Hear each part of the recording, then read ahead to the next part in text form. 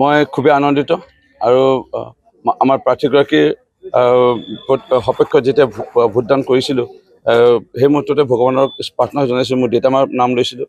আমাৰ প্ৰাৰ্থীগৰাকী জয় হ'ব লাগে আৰু জয় নিশ্চিত হ'ব আৰু ৰাইজৰ যিটো সঁহাৰি দেখা পাইছোঁ, মই আকৌ পুনৰ ক'ব বিচাৰিছোঁ, এই শ্লিপৰ ওপৰত ভিত্তি কৰি পেলাই মই 5টা নিৰ্বাচন জয় হৈছিলোঁ মৰিয়নি সমষ্টিৰ বিধায়ক হিচাপে।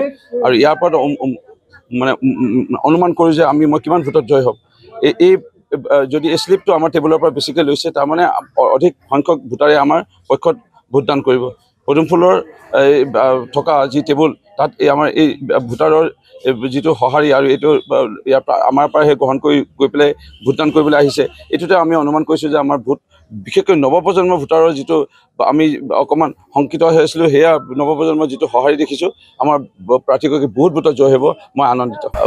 চাওক, মই 42,000 ভোটত জয় হৈছিলোঁ আৰু এই আমাৰ প্ৰাৰ্থীগৰাকী 42,000তকৈ অধিক ভোটত জয় কৰাবৰ কাৰণে পণ বান্ধি লৈছিলোঁ।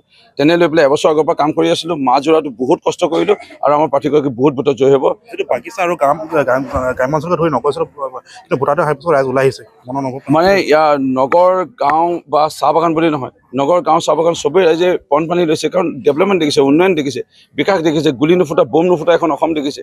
চাহ বাগানৰ শ্ৰমিকৰ যদি মজুৰি বাঢ়িছে, লাইনৰ ৰাস্তা যদি পকী হ'বলৈ ধৰিছে, গাঁৱৰ ৰাস্তা পকী হ'বলৈ ধৰিছে, আজি চহৰৰ ৰাস্তা পকী হ'ব ধৰিছে। ৰাইজে উন্নয়নৰ পক্ষত আজি গুলি নুফুটা বোম নুফুটা অসম হোৱাৰ বাবে, অসম বন্ধ নোহোৱাৰ বাবে লাহে লাহে সঁচাই সংগঠনসমূহ আজি শান্তি আলোচনা আহিছে, যাৰ কাৰণে আজি টাটা দৰে কোম্পানীয়ে 30,000 কোটি টকা দি ইতিমধ্যে জাগিৰোডত উদ্যোগ প্ৰতিষ্ঠা কৰিছে। পোনপ্ৰথমৰ বাবে ইমান বিৰাট পৰিমাণৰ পুঁজিৰে আজি নৱপ্ৰজন্মই গম পাইছে যে আৰু আহিব উদ্যোগ, ইয়াত আমি সংস্থাপিত হ'ম, যাৰ কাৰণে আমাৰ পক্ষত ৰাইজে কোনো চাইলেণ্ট ভোটাৰ বুলিবলৈ নাই, চব সচেতন ভোটাৰ।